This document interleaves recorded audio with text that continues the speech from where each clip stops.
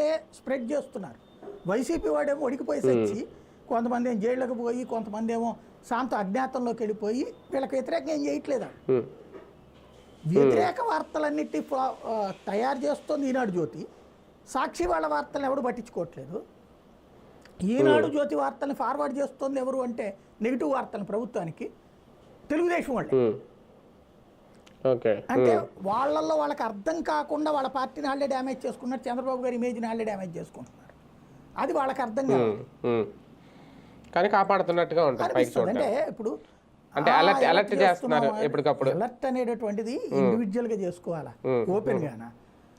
ఇప్పుడు నేను ఈ 7 నెలల్లో అబ్జర్వ్ చేసింది అయితే వైసీపీ వాళ్ళు నిలదీసింది అతి తక్కువ. వీళ్ళకి వెంటనే ఏమంటారు, దట్ ఈస్ డెమోక్రసీ మా వాళ్ళ దగ్గర ఉంటుంది. వాళ్ళు కూడా అదే మొక్క అంటే మరి అప్పుడు ఏమన్నారు మీరు, పార్టీలో గొడవలు అన్నారు, సంఘర్షణ అన్నారు. అప్పుడు దానివల్ల ఆడు నష్టపోయాడా బాగుపడ్డా? మరి మీకు నష్టపోతారా బాగుపడతారా అది చూసుకోవాలి. కానీ ఒకటి సార్, తెలుగుదేశం పార్టీ మంత్రుల్లో ఈ తేడా కనిపిస్తుందా? మొదటి 2 నెలలతో పోలిస్తే తర్వాత వాళ్ళ పెర్ఫార్మెన్స్ ఓకే అండి, అది మరి పెర్ఫార్మెన్స్ అనే పదం వాడాలా, వాళ్ళు వీక్ అయ్యారా లేదో, లేదంటే వాళ్ళకి స్వేచ్ఛ తగ్గిందని అనుకోవాలా కంపేర్ టు జనసేన మినిస్టర్స్, అదైతే స్పష్టంగా కనిపిస్తుందా? అలాంటప్పుడు ఈ మార్పులు చేర్పులు ఎందుకుండవు?